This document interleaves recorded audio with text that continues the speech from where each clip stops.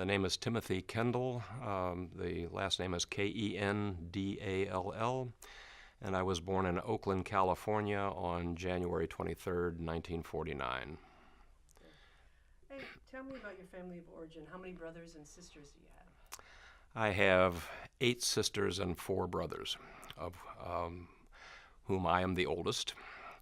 The youngest is 20 years younger and was born after I had been away at college for 2 years. So there were never quite 13 of us living in the house at the same time, but it was close. We lived in Richmond, Virginia. What else can I tell you? Tell me about your relationship with them. How, in general, are you close? Are you a close family? Regrettably not, actually. I don't live in Richmond, where most of them still live, and so I haven't been present for any of what I'll politely call rifts, but they have unfortunately taken place, and so. Well, what about your parents? When you were growing up, what were they doing? What kind of work did they do? My father was a commercial artist. He didn't have a degree. He had to drop out of high school, as a matter of fact, during the Depression because the family was not surviving. So he went to work to basically help feed the family. He had 3 younger siblings, and my mother was obviously a full-time mother. She never had an income of her own. She never worked outside the home after they were married. She had held jobs between high school and when she got married, but as far as I know, she never had a paying job after they were married. Not that it would have been possible with 13 kids anyway, but of course they didn't all come at once, so it only became clear over time that that would be the case. And commercial artists then, especially ones who were not academically trained, did not make a whole lot of money. So my father always had at least 2, sometimes 3, and at one period 4 simultaneous jobs, a full-time job and 1, 2, or 3 part-time jobs. So he always had a very long day. He never took a vacation in the entire 30 years I knew him. I was 30 when he died. They were married for 32 years, so I came along a couple of years into the marriage. Just very hard-working people, always economically struggling, and managing to mainly stay afloat, but just barely, and always with the knowledge that they could never let up for 5 minutes or they wouldn't be afloat. So what about religion? Was religion part of your upbringing? Very much so. We were raised as Catholics. My mother was of German Catholic extraction, having grown up in rural Kentucky. My father was a very secularized Jew who grew up in the greater Boston area. I think he may have actually been born in New Bedford. I'm not positive, but I know he lived in New Bedford for some part of his childhood. The family was not especially religious, but when he married my mother, not at her insistence exactly, but it was pretty obvious that she would have preferred it. He nominally became a Catholic for her benefit. He never really, frankly, had much sympathy for it himself, but he went along with it for as long as she wanted him to. That came to no particular good end for reasons unrelated to what we're talking about. But I think when it finally did come to an end, it was a great relief for him. Tell me, when you were in high school, what were you seeing on TV, hearing in the radio, and reading in the newspapers about the Vietnam War? Well, even in high school, I pretty much followed the evening news, and I didn't always, as a high school student, have a chance to thoroughly read the newspapers, but I did see them, and I did read magazines. It was all very mainstream stuff. So I guess the closest thing to any kind of liberal or leftist slant on it would have been the Walter Cronkite coverage on CBS News. So nothing at all out of the mainstream. And like everyone else, and because it was like everyone else, I was, as far as I knew, a supporter of the war, having never really thought beyond what was in the mainstream newspapers and the mainstream television coverage. The motivations for it, I pretty much accepted at face value as they were described in the media, which were, in retrospect, pretty obviously taking their cues from the government and the Pentagon. But there was no sense of any kind of questioning or certainly not rebellion against it during high school. That all came much later. I was aware that there were people who were opposed to American involvement and opposed to the war, and I was aware that that was for a variety of different reasons, some of them philosophical or religious, others political. Others, what we would now probably, or what we would later have called countercultural. I had zero sympathy or even tolerance for that at the time. But I guess the short answer to your question is what I saw and read and heard was pretty much what everybody else did, and from the same sources. There was something, though, when you were 14 in 1963, a Buddhist monk. Tell me about who that was and what you remember. I remember that very well. That was covered on all the news media, both print and broadcast. His name was Thich Quang Duc.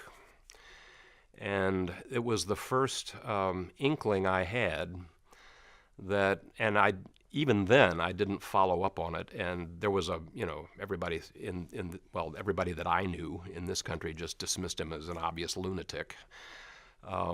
But there was this almost subconscious suspicion on my part that maybe there was a little something more to this than was meeting the eye.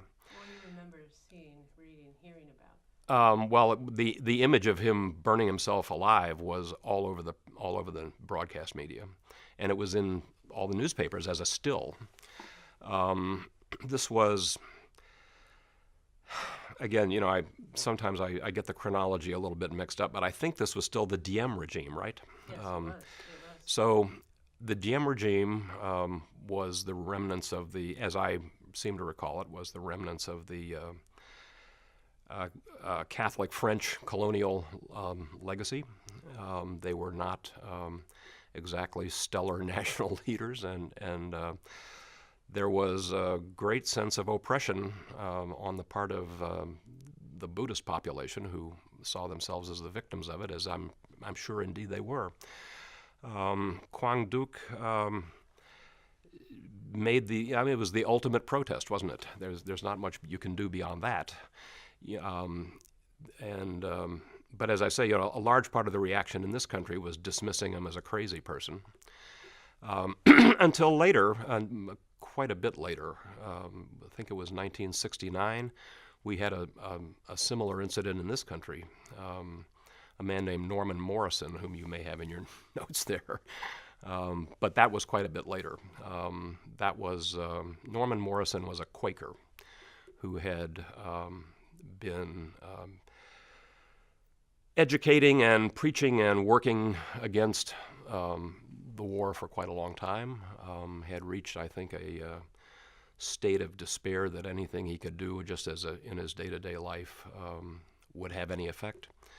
And so he pretty much followed Quang Duc's example. He immolated himself in the parking lot of the Pentagon under the office window of then Secretary of Defense Robert McNamara. And that, as I recall, is one of the few things that actually got McNamara's attention. He was deeply wounded by that whole episode, and I don't think, to hear him talk about it much later in his life, I don't think he ever really got over it. So the earlier one, what were you thinking? You said it sort of opened your mind a little bit, or gave you a different perspective? What were you thinking? Well, it gave me the suspicion that maybe there was a different perspective. I still wasn't ready to make any leaps. And on well beyond when I was 14, I still counted myself as a supporter of the government and a supporter of the war in that area at least. There were many other things going on where you could say that I never was a supporter of government policies as they regarded to, things like mandatory segregation and all that. I did live in the South, but in terms of the war and foreign policy. Number one, I didn't know anything real about foreign policy. I just knew what I picked up from the mainstream media, both print and broadcast. But whether Kwang-duk was crazy or not, there was this sense that there's probably something else going on here. Nobody does that without some pretty severe motivation. And again, I never, at that age, I didn't follow up on that, but it was the beginnings of a suspicion. So men of your age, when they graduated high school, they had to register for the draft. Yes. And you were 18 in 1967, and the Vietnam War was at least 10 years old then. That's right. Did you register for the draft? Oh, yes. On my 18th birthday. I remember the clerk at the draft board wishing me a happy birthday. I just sort of scowled and filled the papers out. Even then, I was nominally at least a supporter of the whole thing, but I don't think anybody really enjoyed registering for the draft. You did it because that was the law and you were expected to do it. And at least in the culture where I was, you didn't go against it lightly. And as I say, a lot of the people who were vocal against it, it was easy to dismiss them as, just a bunch of potheads or, hippies or what we later called counterculture. One famous name that comes to mind is Allen Ginsberg. And he probably looked to most people like I do now, but except he was dark in those days instead of Santa Clausy like I am now. But yes, I registered and I wasn't too worried about it. I even though my family had no money and my father never dreamed that any of us would be able to go to college because he frankly couldn't pay for it, period. But I don't think he understood that Lyndon Johnson was president then, and there were ways for people with no money to go to school, and you could either, if you were really good, you could do it with scholarships and grants. But even if you couldn't get that, under the Great Society programs, there were 3% student loans, and people who could not otherwise have gone to college were able to go to college. So that was a great surprise to my father, I think, because he had to drop out of high school just to survive. But it became clear only as I went through the process that there may be a way here after all. So. And so you registered for the draft. In the same year, there were these really heavy anti-war demonstrations. The National Mobilization Committee to End the War in Vietnam was picking up its protests. Do you remember that? I remember National Mob, but I thought that was several years later. The so-called moratorium demonstrations were 1969 and following, if I'm not mistaken. There may have been some, by comparison, much smaller scale demonstrations and so on. I actually don't know when the National Mob people got started. It seems to me the only name I remember from that is David Dellinger, who was a Quaker activist and not a kid. He was probably in his 50s at the time. And I don't remember who the other principals of that were. There were beginning to be protests against the war. I was not closely aware of the details of any of them. So I couldn't really speak definitively about the chronology, but my memory of National Mob is of the so-called moratorium demonstrations that took place in '69, and maybe a couple following. Let me go back then with something that you do is around this time. That's the Berrigan brothers. Oh, yes. Tell me who they were and what struck you about their actions. I actually didn't hear about their actions at the time they happened. I don't know whether that's because the local newspapers didn't cover it or whether I was just oblivious, probably some combination of both. The Berrigan brothers were a pair of Roman Catholic priests. They had other siblings as well. One, Daniel, was a Jesuit and an academic. He was a poet and philosopher, and he probably taught theology. I don't remember where he had been teaching. His brother Philip, all I can tell you about him is that he had been in the Army. He had been a professional baseball player at one time. Was a big, tough dude, and was a Josephite. The mission of the Josephites is quite different from that of the Jesuits. The Jesuits are more the academics and the philosophers and the theologians. The Josephites are out pretty much on the front lines dealing with really poor people in really impossible economic situations. So Philip was in I believe, a parish in Baltimore that was largely black and basically very, very poor. And he just was inundated by the problems of so many people being so poor, so concentrated into one place, sort of like what we're seeing in Baltimore now.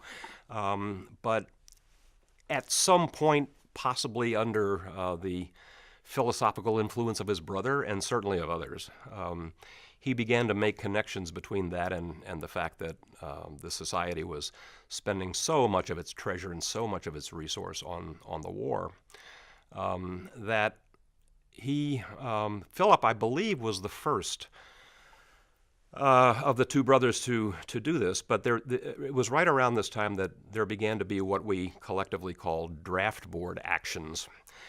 And in those days, nothing was even on computer tapes, and certainly, I mean, online didn't exist. There was no internet. To move something from one computer to another, you put it on a tape and physically move the tape.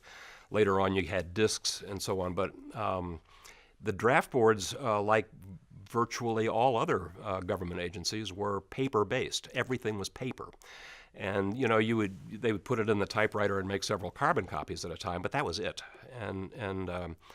So Philip and three other people whose names I would probably recognize but escape me right now were one of the first to pull one of these so-called draft board actions, where they went into a Baltimore local board. I don't know how, there were several local boards in Baltimore, if I'm not mistaken. But they went into one of them and physically grabbed about 100 and some, maybe a couple hundred files out of the file drawers. And they took them out into the parking lot where they poured their own blood on them. They had done blood donations, except they had kept the blood. And so it was quite symbolic. There was nothing about it that was intended to shut down the draft or anything like that. They'd have loved it, but they knew that something like that wasn't going to stop it. But they thought that by doing something as dramatic as pouring their own blood on these files, they might at least awaken some attention. Some few months later, there was a similar action in Catonsville, Maryland, involving both of the Berrigans and seven other people. They were called the Catonsville Nine. And Daniel later wrote up portions of their trial as a stage play. And again, they did it a little differently. Instead of pouring their own blood on the files, they took them out into the parking lot and burned them with homemade napalm. Napalm was essentially a horror weapon that was dating from World War II, that was basically jellied gasoline. So it clung. And if you were the victim of a napalm attack, you couldn't just knock it out, because number one, it was gasoline, and number two, it had thickening agents in it so that it would cling, almost like Vaseline or something. So getting rid of it was difficult stuff, and it was known as a real horror weapon in the Vietnam War. So a thickening agent is a thickening agent. I think they used soap flakes. And they made, virtual homemade napalm and burned the files from this draft. Now, this was quite a few more than the 4 had gotten in Baltimore.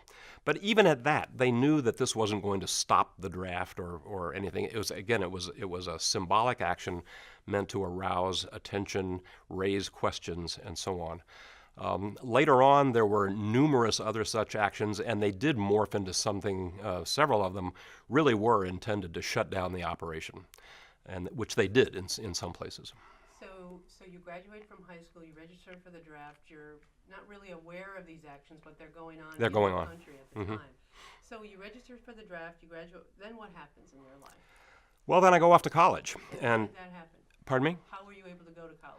Oh, I was able to go to college by borrowing money from the government, and I had a package of scholarship, grant, and loans, and it was kind of a bait and switch operation. I applied to 5 different colleges, and again, I was still very Catholic, so all of them were Catholic schools, and therefore they were private, and therefore they were very expensive. Not like going to a state school where it only cost, in those days, it only cost a few $100s a semester. This was in the thousands even then, and the package that I got lasted for 1 year, and then the scholarships and grants were replaced with loans. So I borrowed the rest of my way through college on these. What do they call them? Actually, they were called National Defense Student Loans, and I think it may have been that.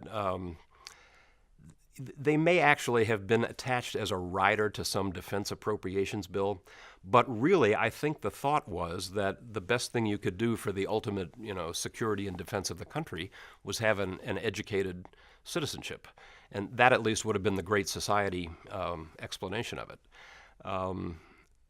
We seem to have reversed course on that in more recent years, but there was federal money available to borrow, and so I did borrow enough. And in those days, I think, where I went to school, which was Notre Dame, I had to go to the place that gave me the most money compared to the amount it cost to go there. So it was surely a financial decision. I was accepted and got some scholarship assistance at Georgetown. And, I don't even remember who the others were. St. Joseph's in, I believe, Philadelphia. And possibly, oh Lord, I'm drawing a blank. There's a Catholic university in Pittsburgh. The name of it escapes me right now. This is one of the benefits of advancing age here. But anyway, there were 5. And the one that gave me the most money relative to the amount that it cost was Notre Dame. So, and I didn't pay any of it at the time. My parents had no money, and I didn't have any money. I'd had summer jobs and things like that. But, again, there were a lot of kids at home, and my father was always struggling financially. And as often as not, whatever I made on summer jobs, I would just give to the family. It was suboptimal, but there was nothing else to do. So I borrowed money to go through school. I went to Notre Dame, and the rest, as they say. And let's get at that history. Okay. So you're at Notre Dame, so it's 1967? 67 is when I arrived, yes. Okay, so what's happening with your relationship to the Vietnam War and your draft, having registered for the draft? Take me through that. Okay, the draft registration was temporarily moot. There were student exemptions, or not exemptions, but deferments. You had to fill out an application for one every year, but as long as you were in school and a student in good standing, and there were probably 1 or 2 other conditions that everybody met, then you were deferred from the draft for the duration of being in school. And early on, I think that may have been all the way through as far as you wanted to go with your education. So even through a PhD or like a medical degree or anything like that. Later on, they clamped down on it a bit because people were beginning to notice even then that this was really an inequitable situation that favored a certain segment of the population. So they cut out the exemptions for graduate school and cut it off at graduating from undergraduate school. Meanwhile, what else? They had not deferments, but out-and-out exemptions for people who were married. until, I don't think that may have been withdrawn about when I was a junior or a senior in college. I don't remember. That wasn't going to be an issue for me for a while anyway, so I didn't follow it really closely. But there were a lot of draft marriages, as they were referred to. And there were people who would tell you, somebody would come home for the summer from college, and someone would say, what are you majoring in? And it was, well, right now I'm majoring in avoiding the draft. I just had a number of friends who said that. They hadn't declared a major yet, so they didn't have a better answer, and it was honest. Freshman year, you asked about my relationship. So that having registered was not an issue at that point. One thing I do remember from freshman year, and probably the people who were responsible for this had no idea that anybody would remember it for this kind of time. But there was a campus newspaper at Notre Dame that raised part of its funding by selling ads.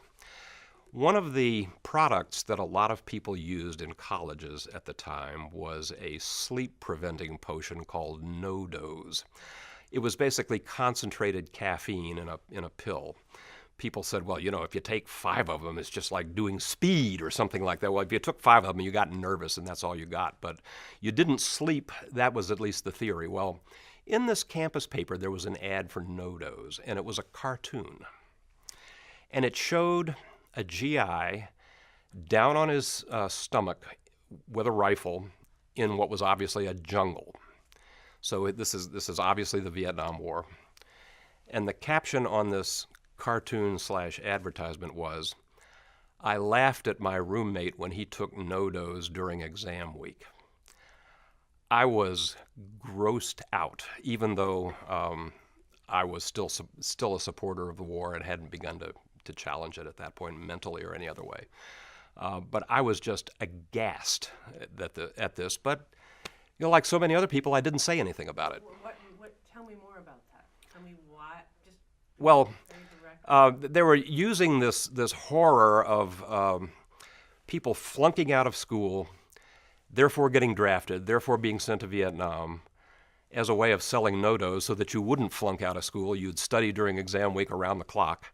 And it was just one of the worst examples of grotesque advertising I have ever seen. We all have our favorite examples, but when you asked me about freshman year, that was interesting. That's the first thing that came back. I don't think we talked about that before, and that it's a vivid image even now. Here, that was 1967. This is 2015, and all these years later, it's still burned into my memory. So I was just outraged by it, but like so many other people, not enough to say anything about it, not enough to raise any protest with the student newspaper or any of that kind of stuff. But I will tell you, I never bought No-Dose in my life. So you see this ad, you're at Notre Dame, then what happens? Who are you meeting while you're in college that you didn't meet when you were in high school?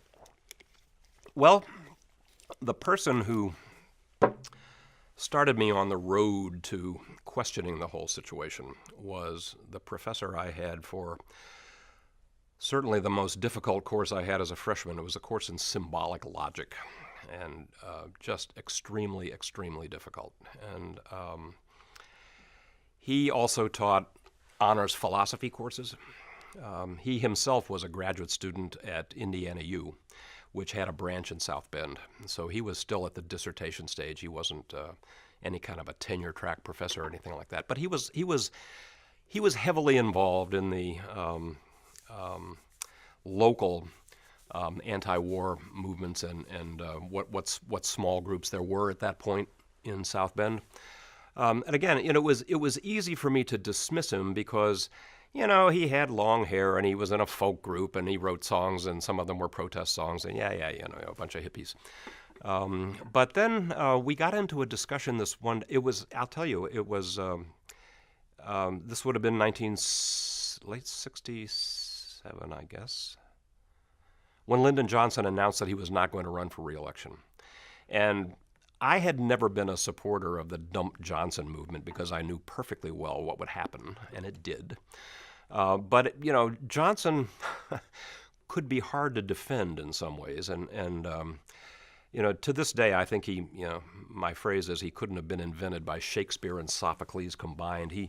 When he got his hands on real power as president, he really did try to do a lot of good things. The whole Great Society, program that enabled me to go to school, for one thing. But much else. There was a lot of the 1964 Civil Rights Act is an obvious example, and knowing full well that was going to have catastrophic political consequences in the South for the Democratic Party, and it did.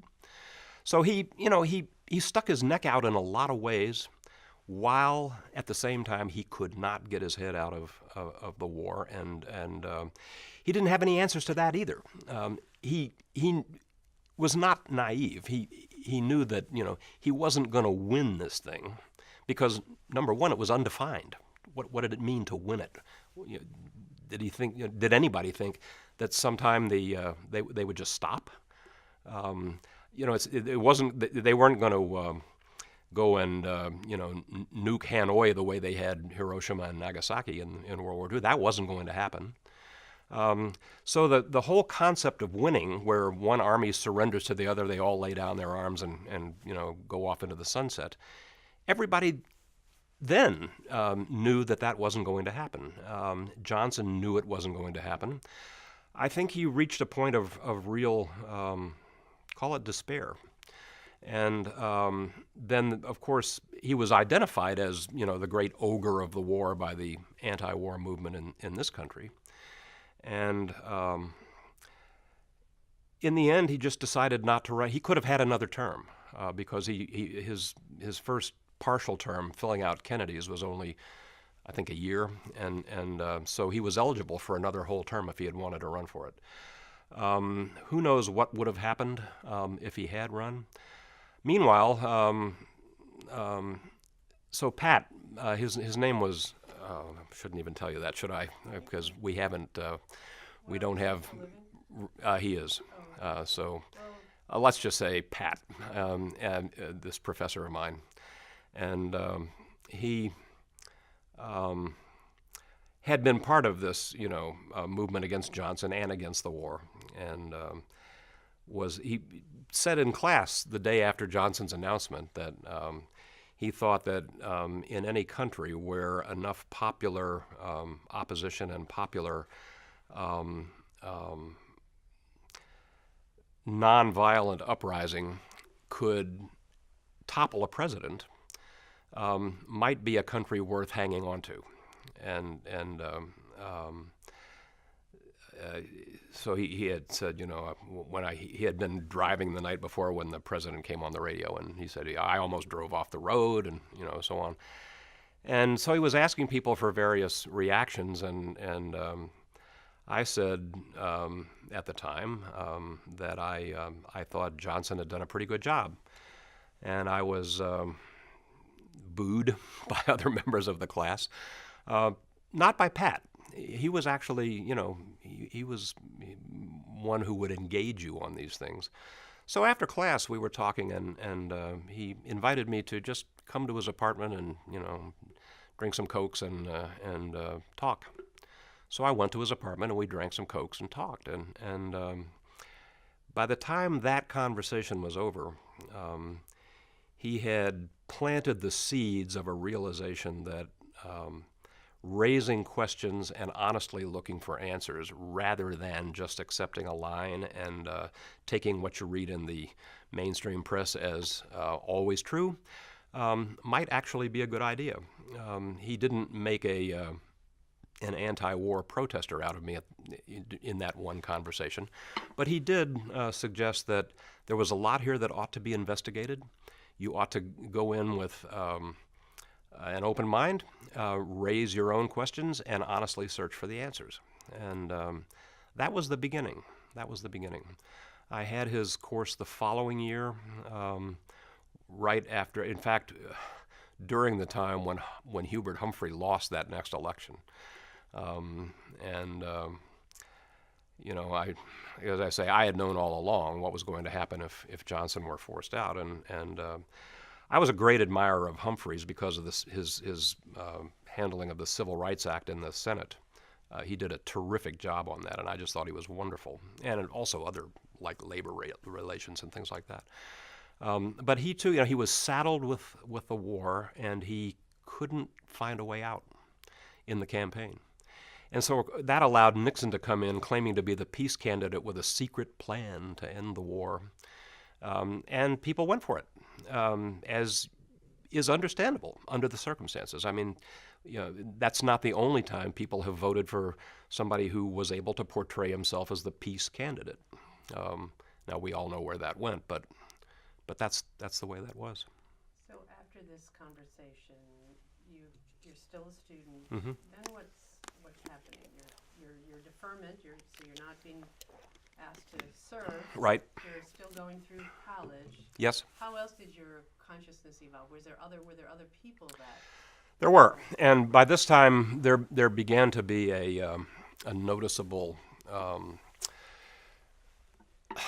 not a group exactly, call it a war protest community if you want. It's looser than a group, but a number of people on the campus began to speak out, write letters, address rallies and things like that. And as it happened over time, a number of these were people that I already knew, didn't know they were into that, but respected. One of them ultimately became my academic advisor. He was a professor of medieval history. And he was actually in the theology department, but his course was sort of a history of Christendom. And he was even more directly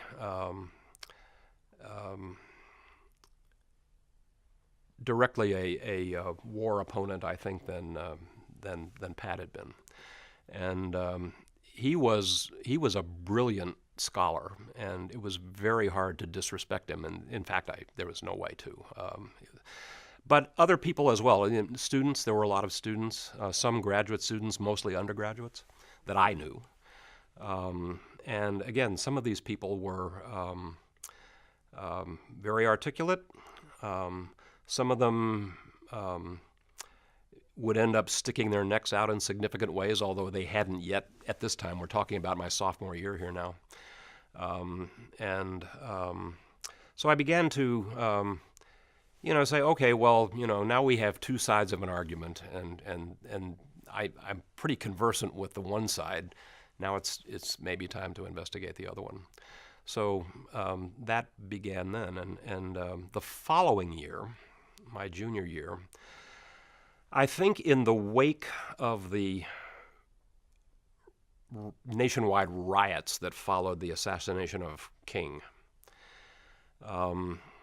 and the consequent, there was a big uproar on campuses about that too. And then once the King uproar took place, it was a very short step to the anti-war uprisings, on campuses and so on, starting to take place. At Notre Dame, we never had anything like they did in some places where I forget where, but in one place an ROTC building was bombed and somebody was actually killed. I don't remember where that was. We had nothing like that. We did have people standing outside of the ROTC building with protest signs, but that was as heavy as it got.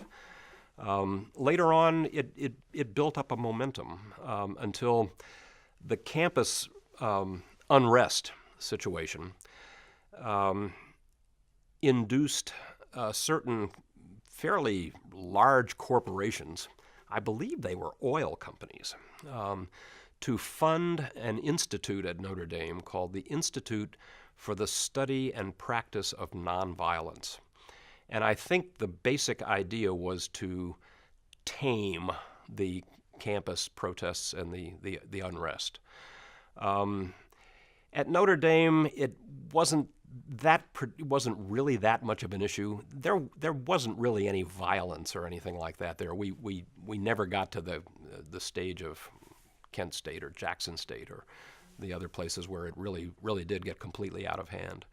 But the idea was that this was going to be an honest-to-God philosophy-type course. I mean, you read Gandhi and King himself and, Delp, Deming, lots of other writers on this subject. And you wrote papers. And the two professors who ran the institute. One of them is still, to this day, he is an extremely outspoken peace advocate.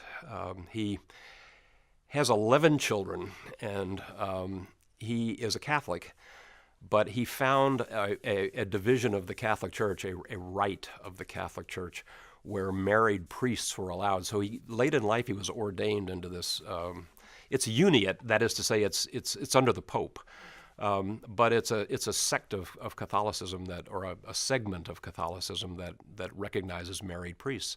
So he's out there and still quite active, has a website and he travels around and lectures a lot.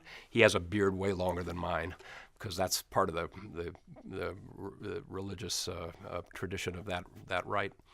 But these guys, in presenting this course material, basically the assignment was always to read a book and write a paper reacting to it.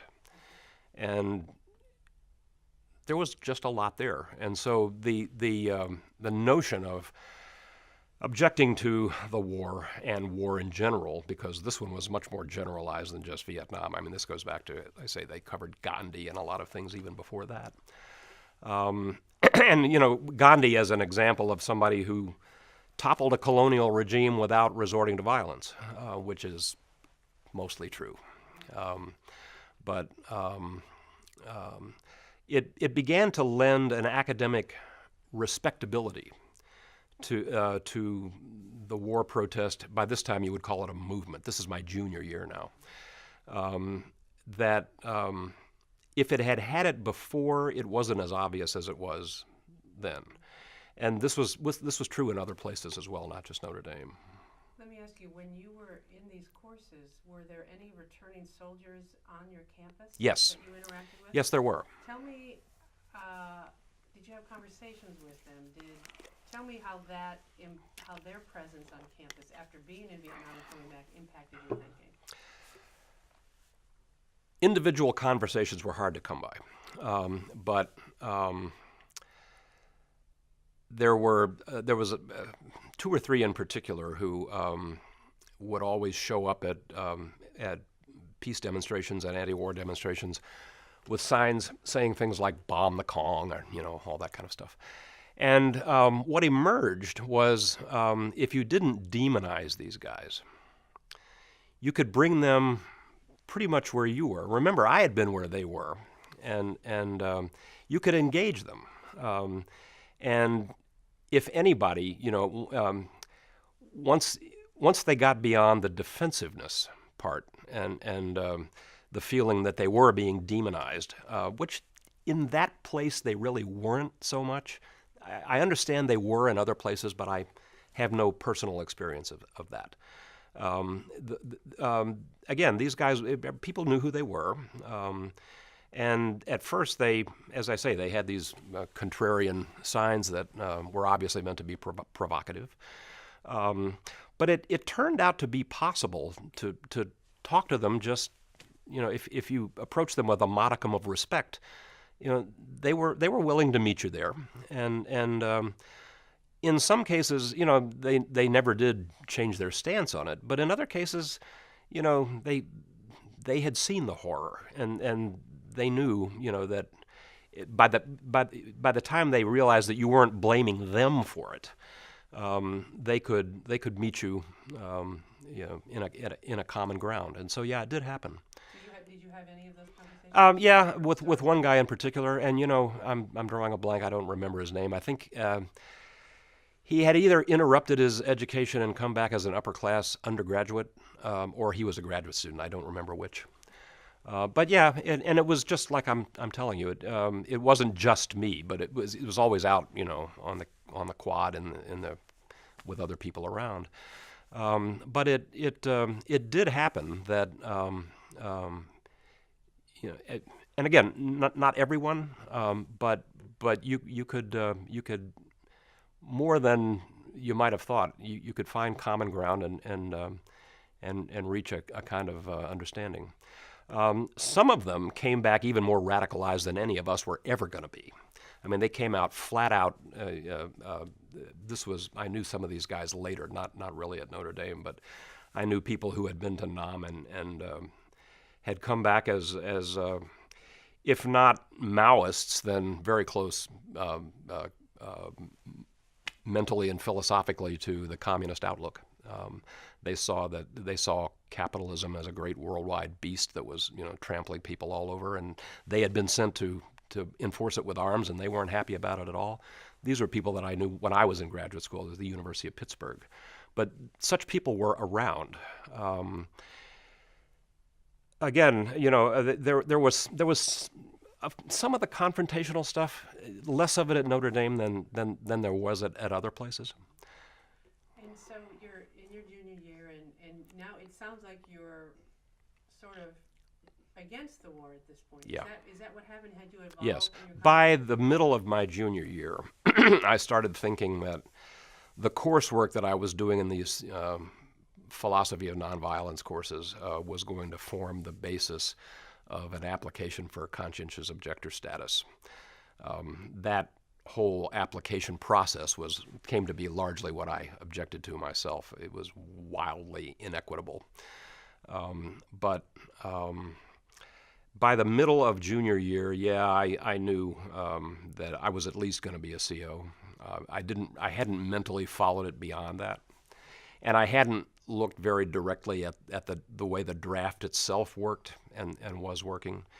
And you may remember that before he died, King made a fair point out of this, that it's the poor, it's the black people who are bearing the brunt of this, and so on. And it took me a while to figure out what he was talking about. But what he was really talking about was that if you were of the right economic strata, and you had been fortunate enough to get an education to the point where you were minimally articulate, you had a much better chance of getting out of it, which was the phrase everybody used, than you did if you,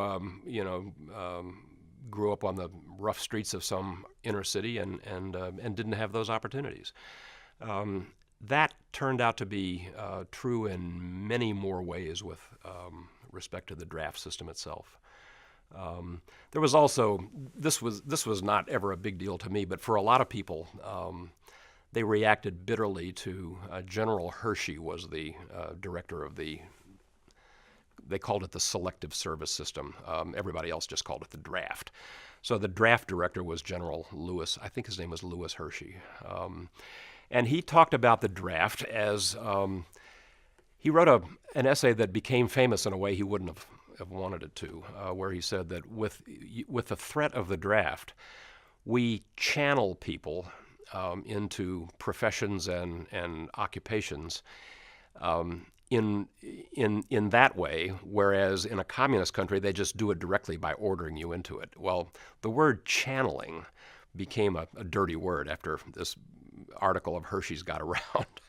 And I don't think he knew he was creating a monster when he wrote that, but a lot of people reacted to that. That actually didn't bother me so much. I'm not entirely sure why, but it just wasn't one of the things that I was,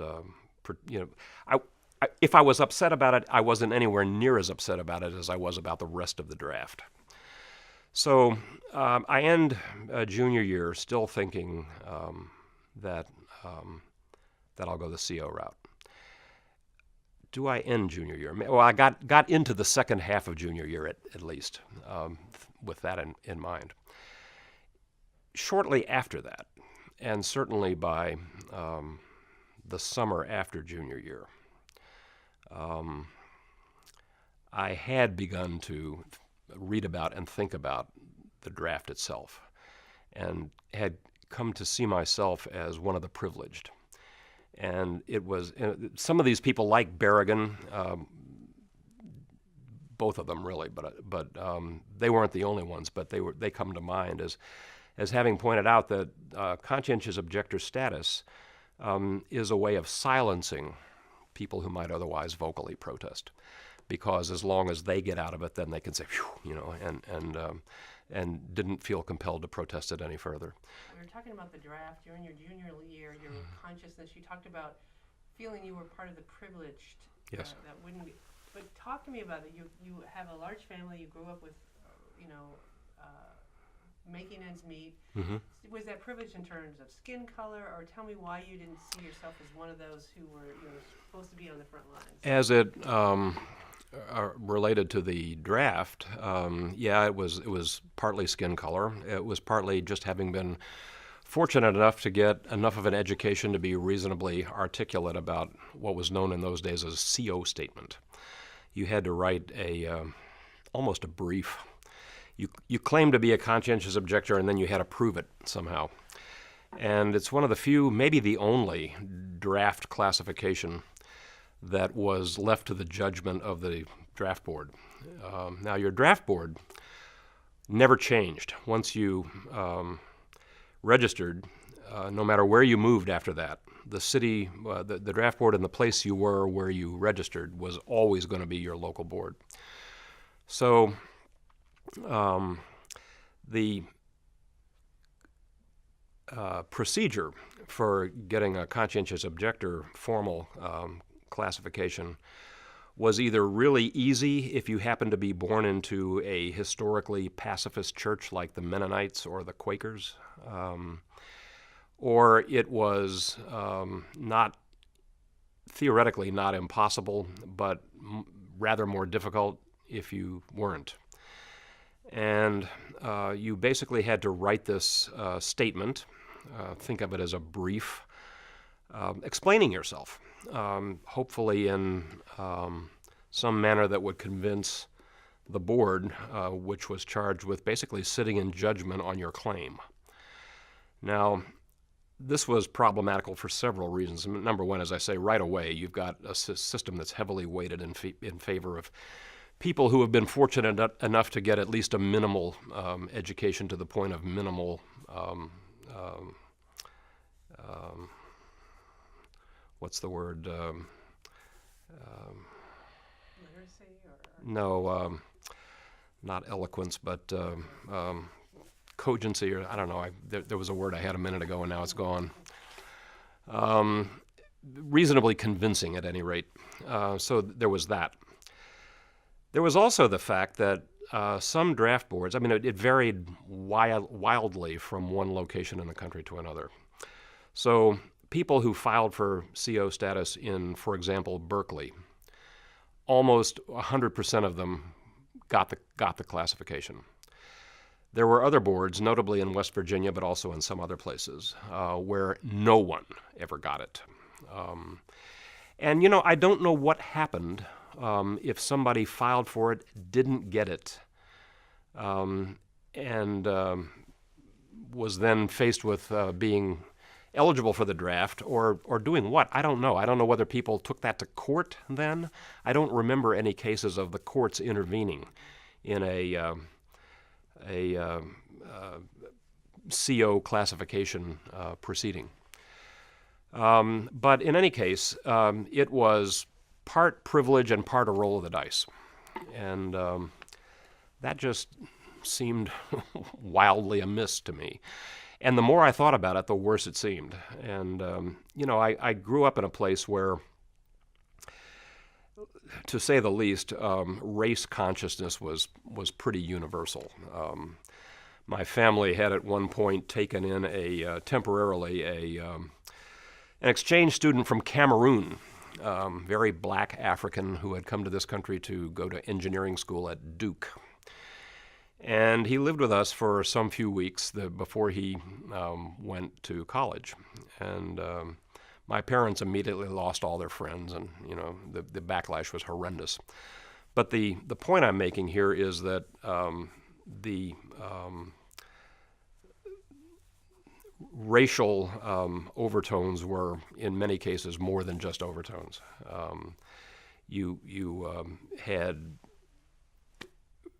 vast populations in inner cities and so on who it wasn't even an issue. Nobody was going to file for CO because it was just too much to contemplate. There were Others who tried it, I don't know what the percentage was of people who tried it and made it versus those who tried it and didn't make it. But again, it was also geographically, it was wildly unequal. So the only universally available method of keeping from contributing to what I was increasingly seeing as really an ethically untenable situation was to just refuse to do it. And that's where I ended up. So by the time and I suppose I should mention, this is kind of ancillary, but for two of the summers during college, I had a temporary job in a funeral home in Richmond, where I lived. And one of them was quite large. It handled, I think, more funerals than all the other establishments in town combined. And by far the hardest cases to deal with. I didn't mind the work. Dead bodies did not spook me in and of themselves. But the hardest cases to deal with by far were the children who died of a disease or whatever, or an accident. That was really, really hard. But close on the heels of that were the Vietnam cases, because the guys would come back in bags and be sent to the funeral establishment of their families' choosing. And I don't know what the arrangements were like, but there were quite a number of these military funerals of guys my age. And that, I will tell you, made an impression. And it was just something, as I say, it wasn't really part of my thinking up till then, but it was just bringing it home in a way that it might not have been otherwise. So by the time I got about halfway into the summer after my junior year, I had pretty much come to the conclusion that the only ethical way out of this that I could find, since in those days I was kind of perhaps unduly concerned with philosophical consistency, was to simply say, I'm not going to do this. That method would have been open to anyone, whether they had the education to write a statement or not, whether they had a peace church background or not, whether they lived in Berkeley or Kaiser, West Virginia, or Richmond. Anybody could do this.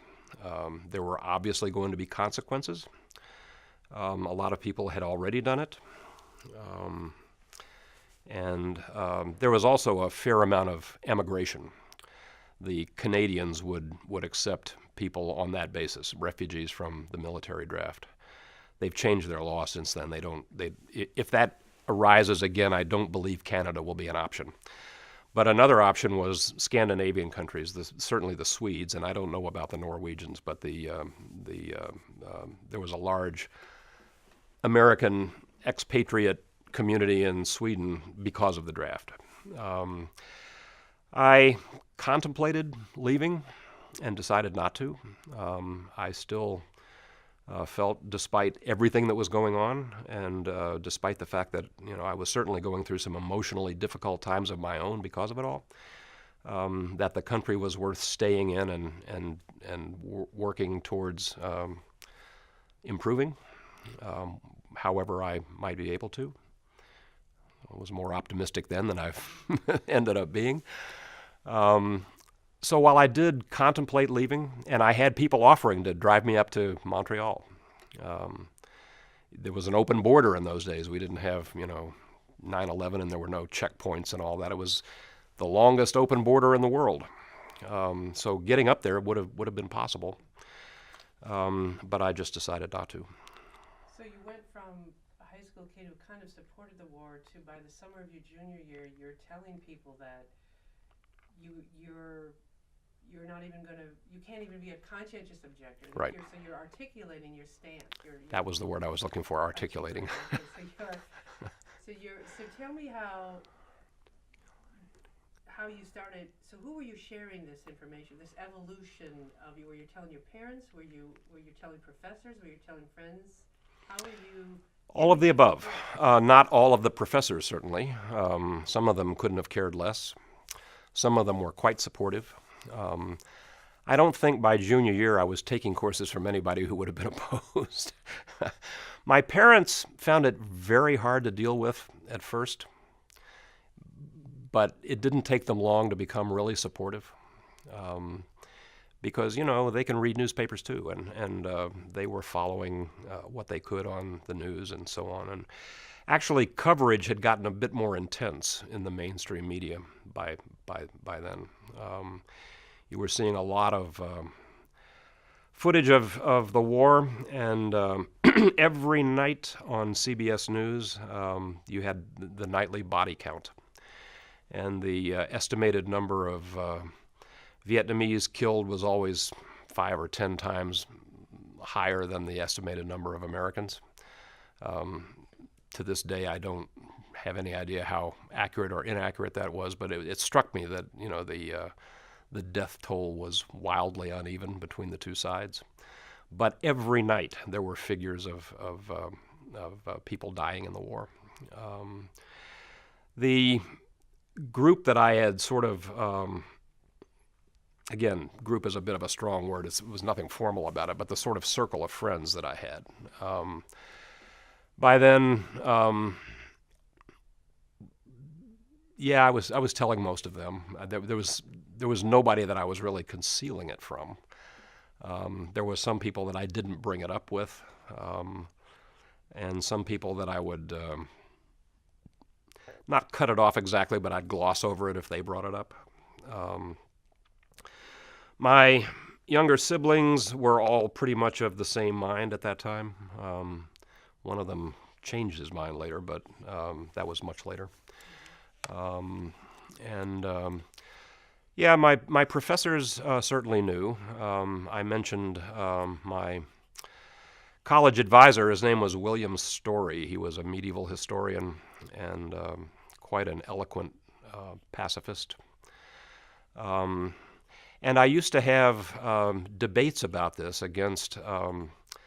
not against, but with one of my professors who was an ethics professor who has subsequently gone on to become one of the best-known theologians in the United States. He was born a Methodist in Texas, and I think he ended up in the Episcopal Church because he was tempted to become a Catholic, but he couldn't quite deal with the way the Catholics dealt with women, so he became an Episcopalian instead and finished his career as a professor at Duke. His name was Stanley Hauerwas, and again, we don't have his permission to name him, but he is quite well known.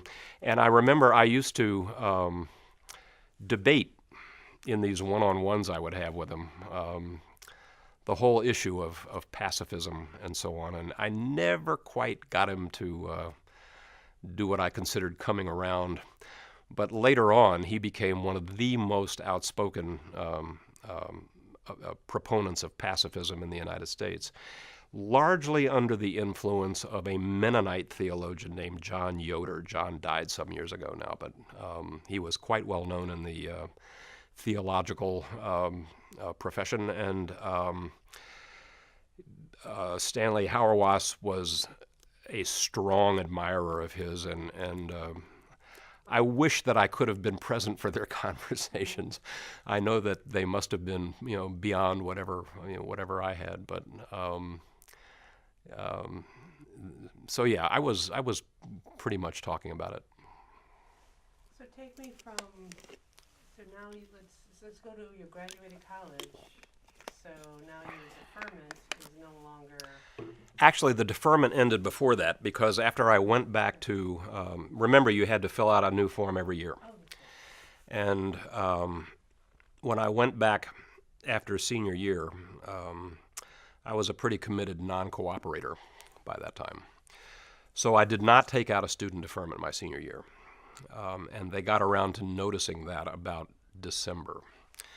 And I began to get mail from the draft board, and sometimes I would write snarky things on the envelope and send it back unopened. Sometimes I would open it and then just throw it away.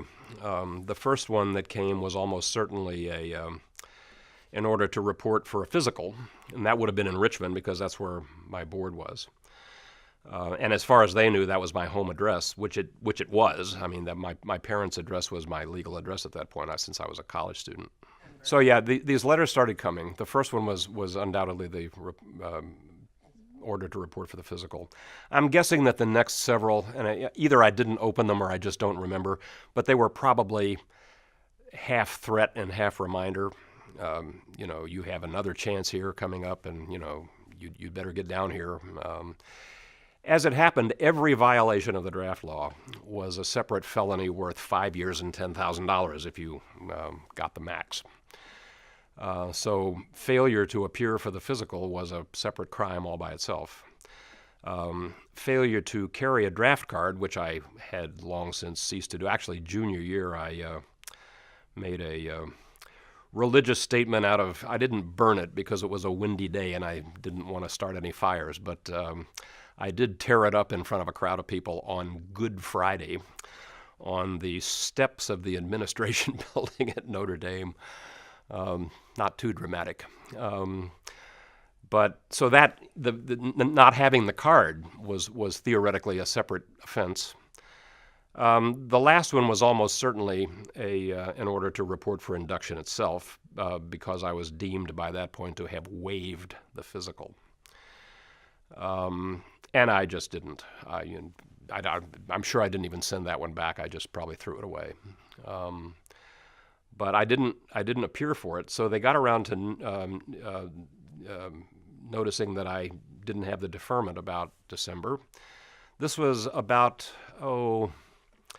mid-April or so, early April, when I declined to appear for induction. And then I discovered that I had been indicted on the federal charges when my mother read it in the Richmond newspaper and called to let me know. And I said, well, we knew this was coming. So at that time, I had 3 weeks left between me and graduation. And I didn't really want to get pulled out of school 3 weeks from the end because, again, I had no money and I was already in debt for the previous 3 years, and finishing would have been very, very difficult if I hadn't finished at the time. Not perhaps the loftiest of motivations, but there it was. And so I was in a position to simply drop out of sight for those 3 weeks. I had a full load. In fact, I had more than a full load. At Notre Dame in those days, a full load was 15 hours. I had 18. But I didn't have any classes. All of my courses were, we called them directed readings. They were one-on-one with a professor at your mutual convenient time. So I would meet with each one of them once or twice a week. I don't think I ever read as much or wrote as much in my life as I did that semester. And so I figured, well, I would just crash with friends and come out at night and slip my papers under the professor's office doors and things like that, and just not appear in public.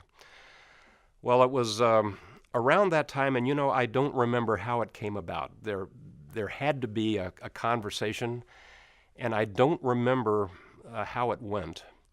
But one of my professors, not one of my professors at the time, as if I'm recalling correctly, I had had his course the year before. It was a historian named Carl Estabrook. And he basically offered to put me up and nominally hide me out. Not that anybody couldn't have found me if they really wanted to. But enable my dropping out of sight for those 3 weeks. And Carl and his wife Lee were really taking a very big risk at the time. This was harboring a fugitive when you come right down to it, because I was on the lam from, I knew the FBI would be looking for me, and they had come to my parents' house, and my parents wouldn't tell them anything. They just said they didn't know where I was, which they didn't. They didn't have any idea where I was since I had dropped out of sight. But I knew that it could only be a question of time when they figured I might still be in South Bend and come looking for me there. And as I say, I had 3 weeks to go. So Carl and Lee offered to put me up. They had 3 small kids, and as I say, it was quite a risk for them, and I will be grateful to them for the rest of my life. And they weren't fazed by it. They just said, well, this is something that ought to be done, so they did it. I know I didn't ask them because it wouldn't have occurred to me that it might have been even possible. I didn't know they had an attic room, for example. I had no idea. I knew they probably had kids, but I didn't know how many. I didn't know whether they had space in the house or anything. So I'm sure I didn't ask. I'm sure he offered. But how it came about, I don't remember. So do you remember, I'll take you back just a minute, when your mother called you and said, do you remember your feelings? Do you remember her feelings? Again, by this time, she and my father were pretty resigned to what was going to happen. I think my father had one minor emotional meltdown into tears at one point. I wasn't there, but I understand it happened once. But both of them really, by this time had become quite supportive. It probably didn't hurt that they had no use at all for Richard Nixon. They had been in his congressional district when he first ran for Congress, a legendarily dirty campaign, and they just had no use for him at all. So, this was, as far as they were concerned, part of it was that I was opposing Nixon. It was Nixon by then. They, while it was really hard for them, they were quite supportive. So by the time the indictment came down, and my mother read it in the newspaper, it really wasn't unexpected. And it was kind of a matter-of-fact phone call. And I just said, well, we've known that it was going to happen. And, what's going to happen is I'm probably just going to go, crash around with the various people for the next 3 weeks, and then I'll see you on graduation day, which is the way it happened, except I didn't have to go around from one place to another because of the Estabrooks' kindness. So then what happened after graduation?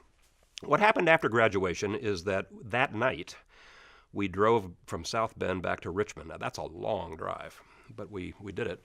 And as I recall,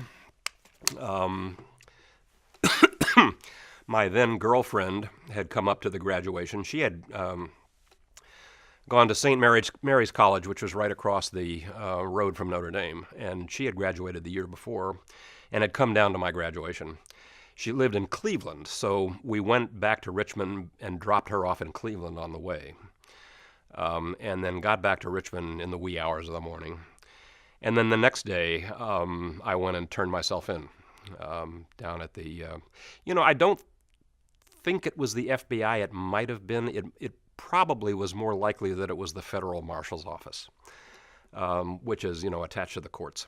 Why did you turn yourself in? Because, well, I don't want to dramatize it too much, but for the same reason Socrates drank the hemlock, I wasn't, I didn't have a libertarian bent. I had no attitude that, no government is going to push me around or any of that kind of stuff. I had never even had a parking ticket at that point, and was, considered myself law-abiding. But I think it was Thoreau that said, when the laws are unjust, the only place for the just man is in prison. And, that's pretty dramatic, but I was 21, So I knew, I have said only half in jest since then that, if I had to do it again, I'd make them catch me. But whether I really would, I don't know. I think, I knew what was coming up to a point. I didn't really have an accurate picture of prison life, that's for sure. But I knew that it was in the future, and it was a principled stand, and I wasn't really interested in hiding or skipping the country, and facing it down, basically, is what I saw myself doing. So you turned yourself in. What happened after that? I was arrested immediately. I think it was a federal marshal's office, and they said, we have a warrant for your arrest, and I said, yes, I understand you do. So they locked me up in this little holding cell, I guess they sent my father packing. There was nothing more for him to do at that point. Or maybe there was. Maybe he stayed around. Because there was a judge on the premises at the time. There was not a trial going on, but the judge who ended up having my case was there. And so they had a sort of on-the-spot hearing. Well, this was a kind of seriously no-nonsense judge, and the prosecutor, who was hastily summoned from his office to come over and do this, it wasn't an arraignment yet, but it was a sort of preliminary, I don't even know what, there must be a name for it, but I think it was, maybe it was a bail hearing or a bond hearing, and the prosecutor knew very well that he'd better volunteer to the judge that I had turned myself in, so he did, because if he hadn't volunteered that, the judge would have made his life miserable when he found out. So he did volunteer that, and the judge asked me if I had a lawyer and if I had a job, and I said, well, I graduated from college yesterday, and I used a phrase that was current in the newspapers at the time. I said, I guess I'm one of the unemployed graduates. The big thing in the news was people were graduating from college that couldn't find jobs. Sound familiar?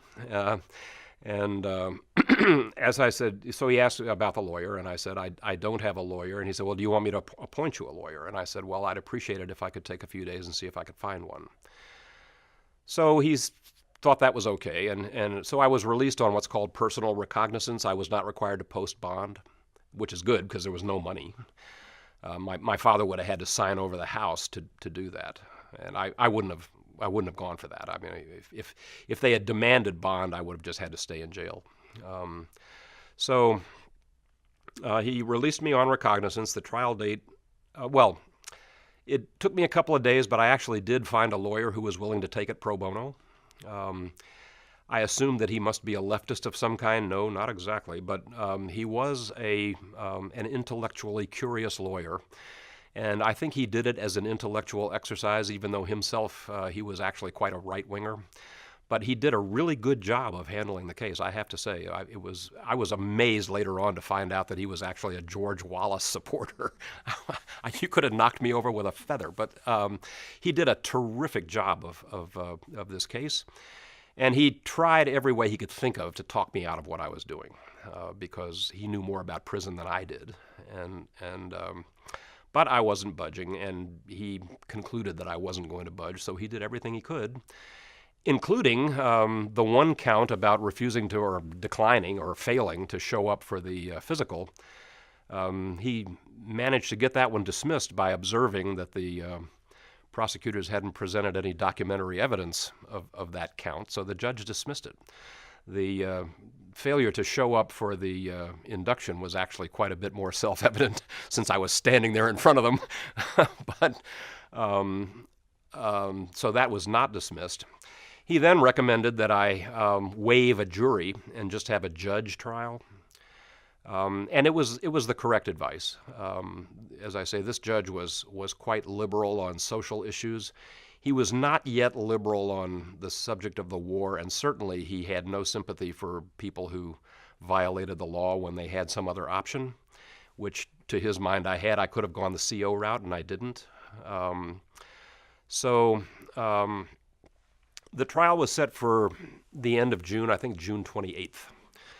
And side amusing anecdote about that is there was a time in my life when every time I did anything that was remotely important, there would be a thunderstorm.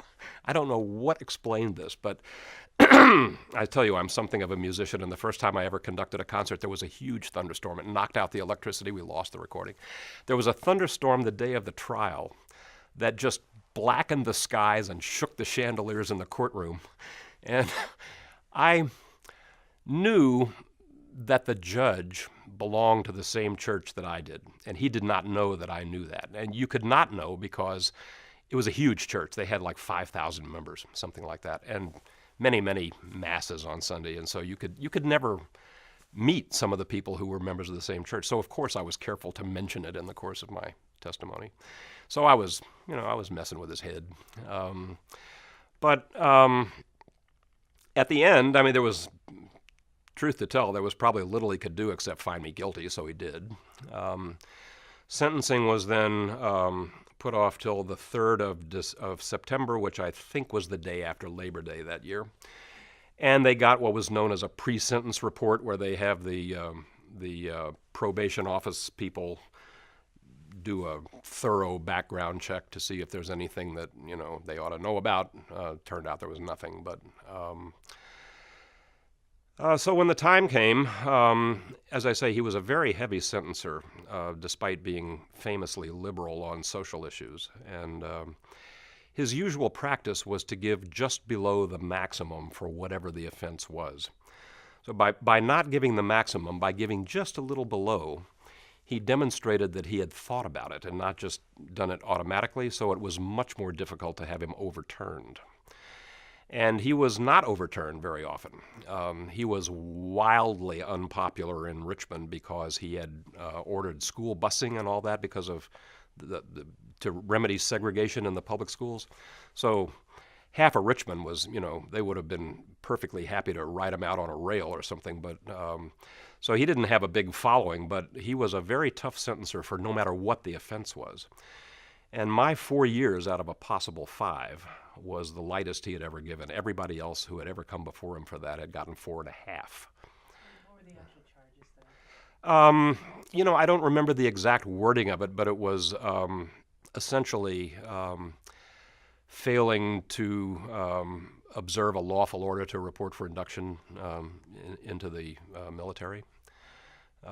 I forget how they worded it exactly, but that's pretty much what it was. So you were 21, so this was 19, what year? This was 71. 71, so you are sentenced to 4 years in Yes. prison. Was I still 21? I guess I was 22 by that time. So yes, I was sentenced to 4 years. So it sounds like, before we get to some, I want you to tell some of the prison stories, but before we get there, it sounds a lot like by this time you are a pacifist. Oh yes. Tell me what that means, what that meant to you. How did you define you're a pacifist? Pacifism, to me, is a recognition that there is almost never an excuse for violence, and in particular, premeditated violence. It's one thing, it might be one thing if you're walking down the street at night and somebody jumps at you out of an alley or something like that. You just instinctively, you might punch them or something. But when it comes to premeditatedly deciding that violence, and in this case, globally lethal and widespread lethal violence, as essentially an instrument of foreign policy, which is what that war was. We were pursuing what was known in the Eisenhower days and following as a policy of containment. Everybody who mattered in Washington in those days saw Vietnam as a domino.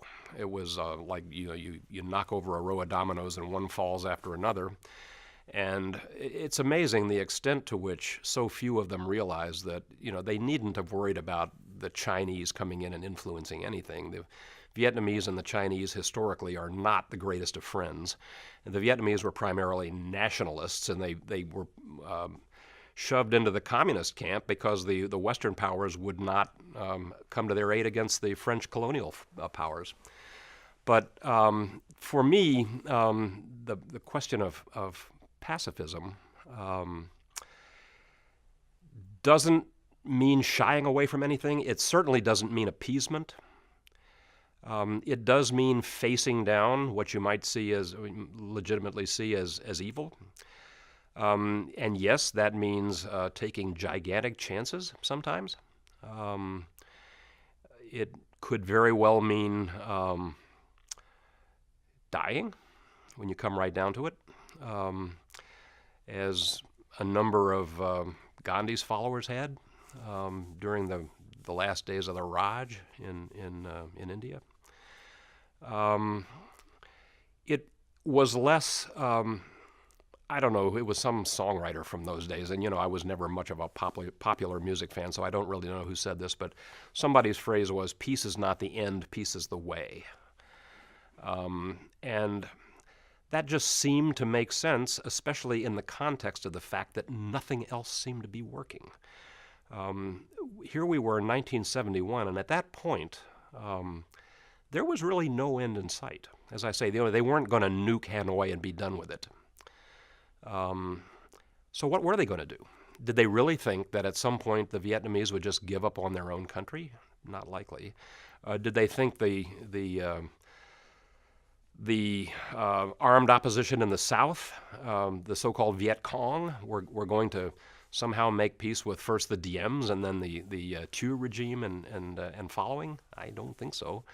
So what they were thinking was not clear. This was clearly not working. It is not working now. But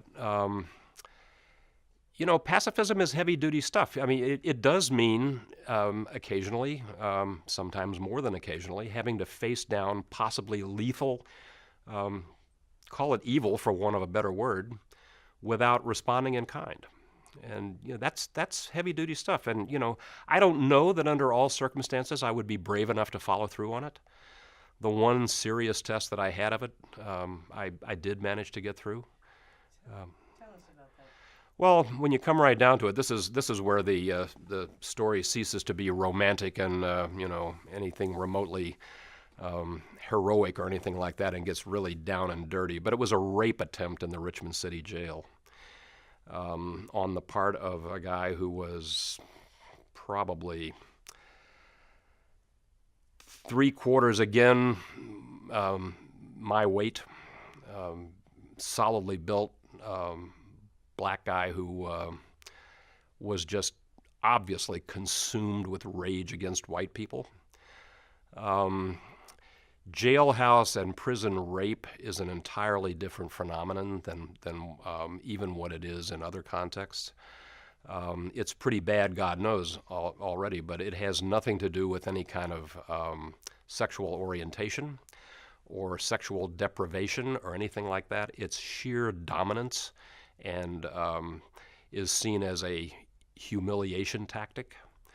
And the phrase is taking your manhood. I don't know what there must be a similar phrase in women's joints, but I don't know what it is. It was heavy duty. The guy just beat the hell out of me when you come right down to it. And he was a big, tough dude. And I don't know why he stopped finally. I just don't know. Maybe the man was coming. I have no idea. It became clear to this one guard that something untoward had just happened, and so I was put in what is politely called protective custody. The real translation of that is solitary, where I stayed for a day and a half, and then the federal marshals came to take me on my journey to prison in Pennsylvania by way of the D.C. jail, which was another place that it was another bona fide hellhole. You could have died there very easily. But to return to your question, the stance that I took in the face of this attack was neither to submit nor to resist. And there was no knowing at the beginning of it whether I would survive it or not. I needn't have.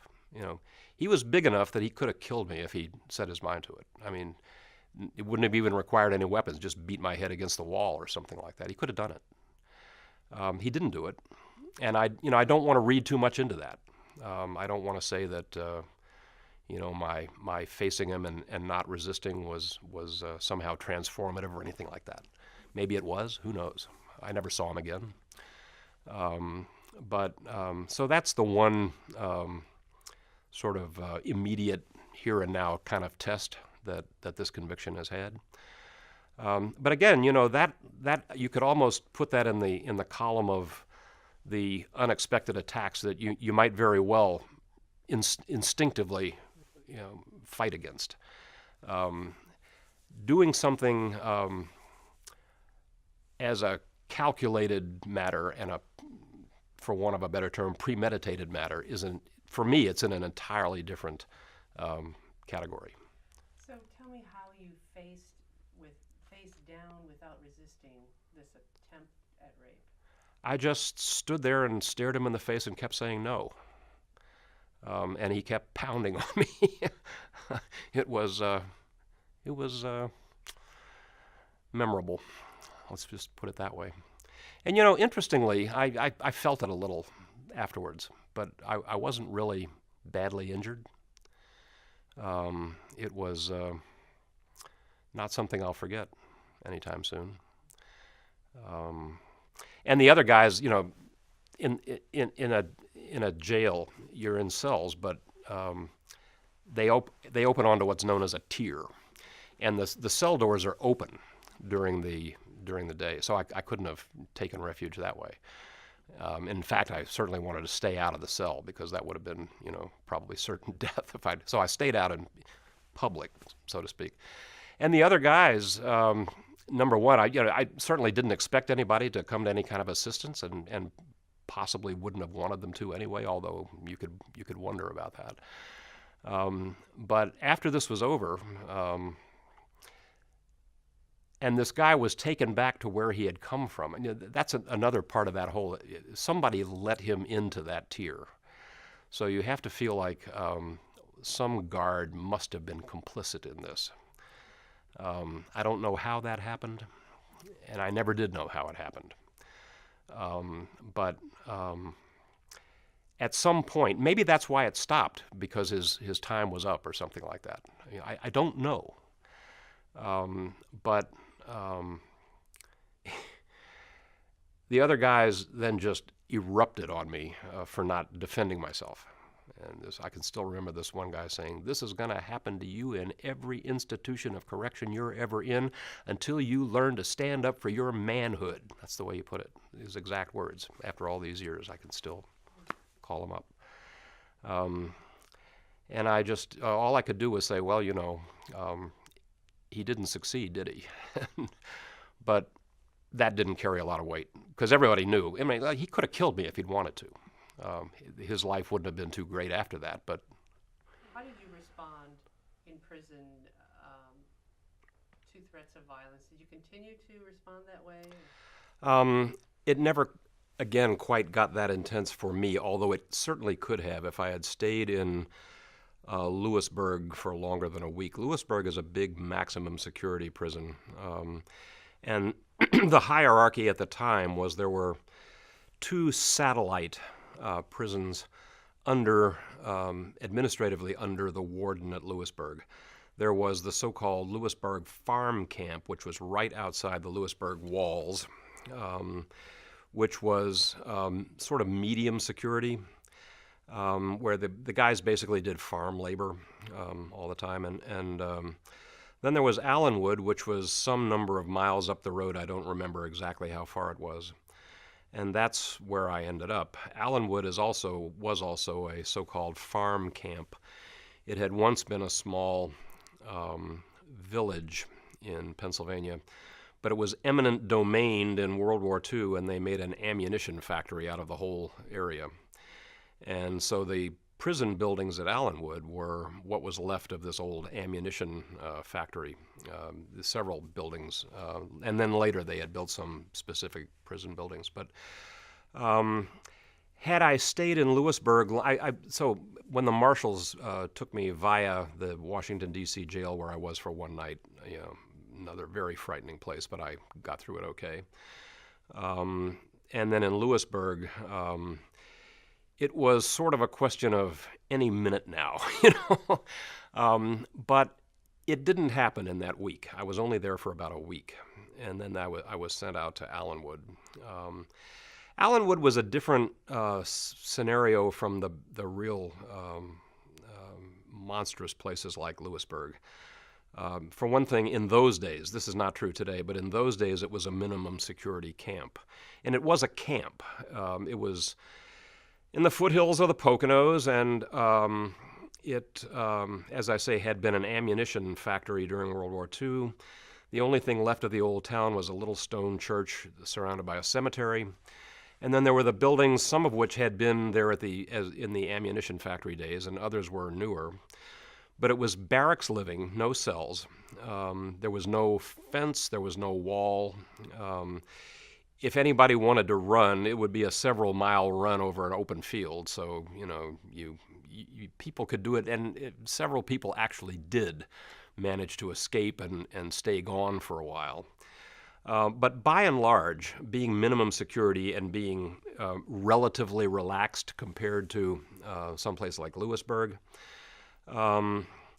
it was correspondingly safer, which is not to say that it was 100% safe by any means, not only because of the threat of violence, although that was certainly there, but also just for aggravating routine things like people dying for lack of routine medical care, for example. That happened on a couple of occasions, or people being given inordinately dangerous work assignments. They sent an untrained guy up a telephone pole to do something, and he died. I mean, he got across several thousand volts and was dead before he hit the ground. So that sort of thing did happen. Another guy was, a guy in his 30s had a heart attack and was driven past a civilian hospital to the prison hospital at Lewisburg, where there wasn't going to be a doctor on duty until the next morning, so he died. Things like that. It was not that uncommon. There was the constant threat of violence, and you constantly had to be aware. As I think I mentioned in a previous conversation with you, it was my introduction to an aspect of existence that women live with all the time, but most guys don't have occasion to experience. But when you are in a situation like that, and as I've told people for years, you're young, small, white, and stupid, it didn't help. Because, the racial animosity was always there. And even if you tried to ameliorate it, you could up to a point, but only up to a point. And so there was that to worry about, and the consequent threat of violence was pretty much never ending. So you always had to be on the lookout. You always had to have your wits about you, and so on. Some people could back it down by means of threats. There was a guy who was even smaller than me, and he was, let's say, approached by one of these guys and declined the honor, shall we say, and the guy said, well, we have ways. I assume you know about that. And he says, yeah, I know that some people die in their sleep too. So you could resort to that if you wanted to. I didn't like that, but I could understand why somebody might do that. Again, it was certainly far from being a safe environment by any stretch, but a large part of the population was in fact draft cases, and of those, probably a good half were Jehovah's Witnesses. They have a really raw deal, and I don't know whether this has changed since then, but in those days, their attitude towards the draft was exactly the same as that of the Mennonites. They have nothing to do with it. Well, that was my attitude too, but they were at least, driven by a church teaching, which I was not. The church that I belonged to when I started all this did not have pacifist leanings, to say the least. But the Mennonites will have nothing to do with the draft. They won't register. They won't take physicals. They won't file for CO. They won't do anything. And that is pretty much the attitude, or was at least, I assume it still is, of the Jehovah's Witnesses. But for some reason, when there's a draft on, the Mennonites are left alone, and the JWs go to jail in droves. And they were easy guys to get along with. There was no danger from them, certainly, except that the guards were aware of the fact that if you asked a Jehovah's Witness a question, he would always tell the truth. So there was some things you didn't want to have them know. But that's not the same. That's not danger in the same category as what we're talking about.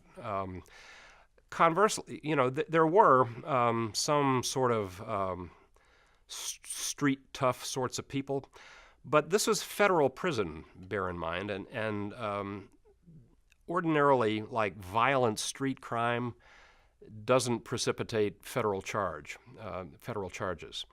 Those are usually state charges. So the violent street criminals, robbers, murderers, rapists, and all that sort of thing, typically end up in state prisons. And what you have in federal prisons are things that just happen to be either specific federal crimes or they become federal crimes because they're carried out across state lines. So the most frequent federal crime is car theft. Well, car thefts, that they can be violent guys too, but by and large they're not the same as people who, rob you on the street, for example.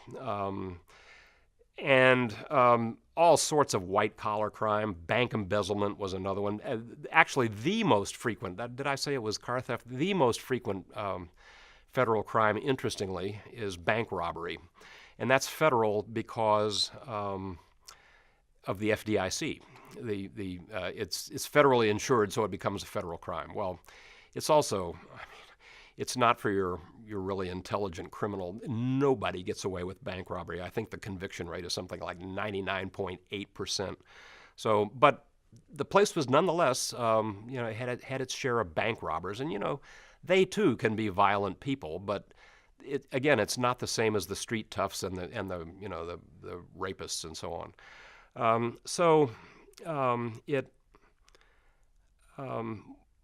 Just sort of fortuitously I ended up in a place that, compared to others, was relatively safe. To be sure, there were also heavy-duty, like mobsters, for example. 3 of them in particular that were really one was seriously notorious, another one was sort of half notorious, and another one might have been if he hadn't been so old.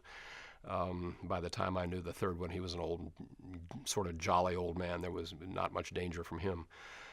He had nonetheless had a major heroin operation on the East Coast, so it wasn't exactly your innocent angel. The other 2 were serious mobsters and literally would just as soon kill you as look at you, and so you had to steer clear of these guys. I accidentally physically bumped into one of them one day, and I thought my life was over, but as it happened, all he did was shove me aside without a word and, be warned. So I was warned. It was during all this time that my own motivations and so on began to evolve a bit. When I first self-identified as a pacifist, having been brought up as a pretty committed Catholic all my life, I assumed that only something like religious faith could possibly sustain something as impractical as pacifism. I have since moved away from the Catholic Church, but I have not moved away from pacifism, interestingly. And largely, I see it as even more firmly grounded now, because I see it as a practical matter. And this didn't quite begin to emerge, there in Allenwood, though the seeds were planted by some reading that I was doing. I also got into some discussions on the subject with somebody who, in terms of the war and all that, was definitely on my side, but he was not coming out of the same background at all. This is another man who he died in his early 90s about a year ago. His name was Bill Yates, and you can find out about him in a book called The Deacons for Defense. The subtitle is Armed Resistance in the Civil Rights Movement. Unfortunately, it's only available as a PDF, so you have to read it online, and it's eye-killing unless you want to print out 300 pages.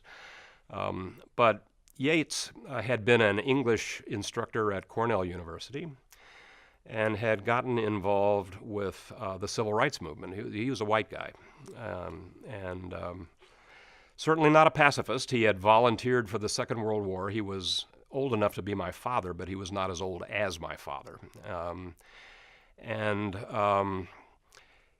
he had gotten involved in the civil rights movement, and Yates is one of these people who doesn't do anything halfway. So before it was over, he was a major organizer for CORE, the Congress of Racial Equality, which sent organizers throughout the segregated South.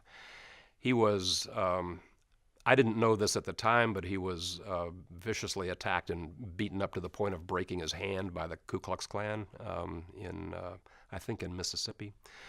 But Yates, and I only found out a lot about him much, much later after I was out of touch with him.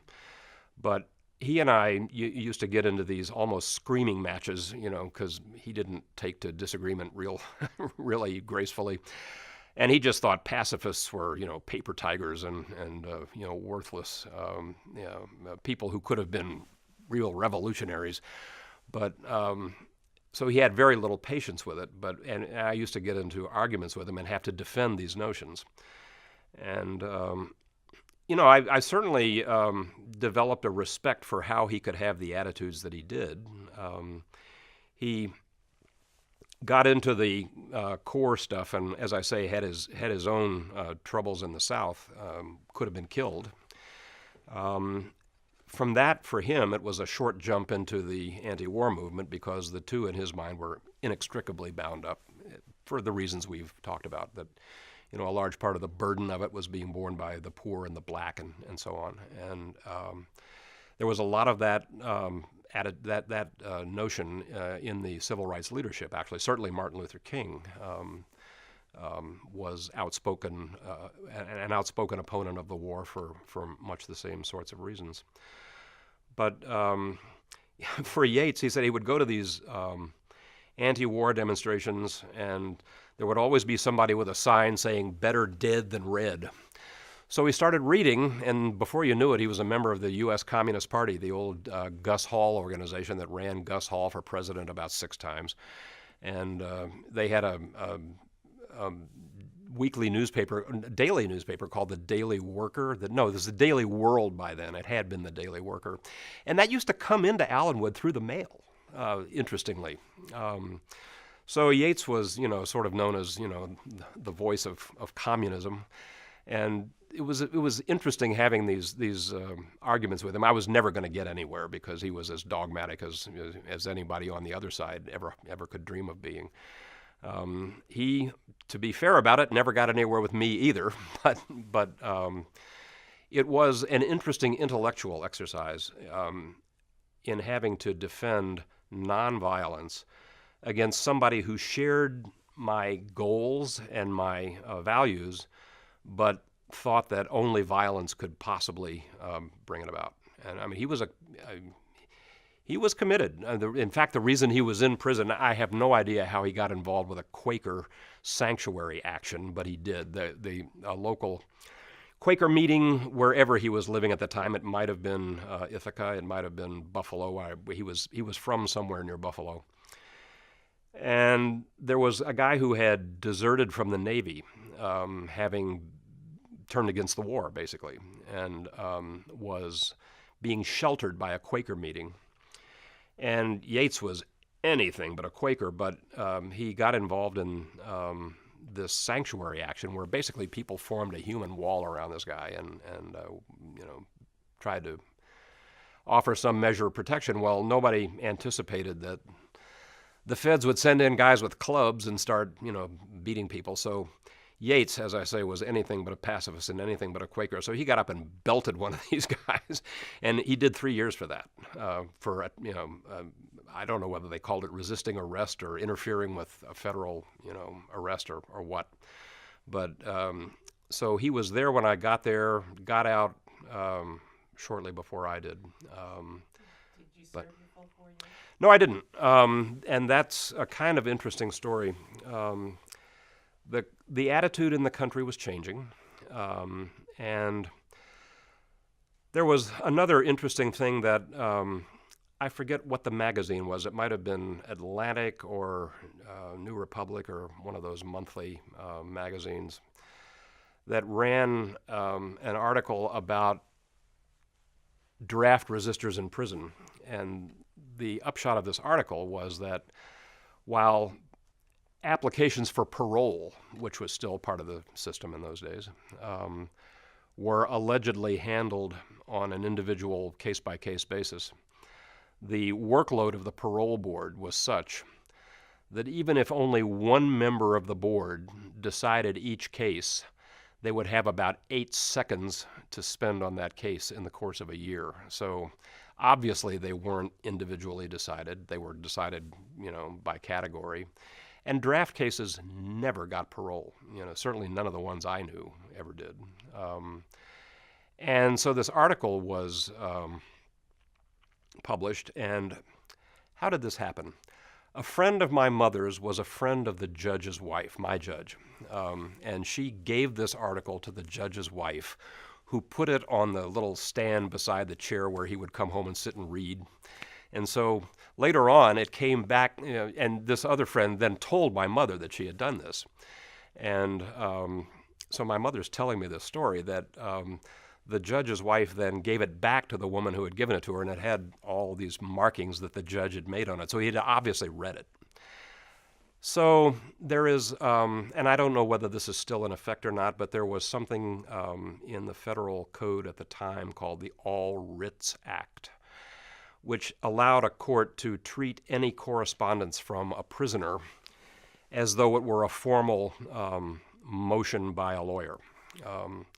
And so you could just write a letter to the court making a request for something, and most of them came to nothing, of course. But I just said, well, what have I got to lose? So I wrote to the judge and said, 4 years seems like an awfully long time. How about reconsidering? I forget how because there was no way for me to keep a copy.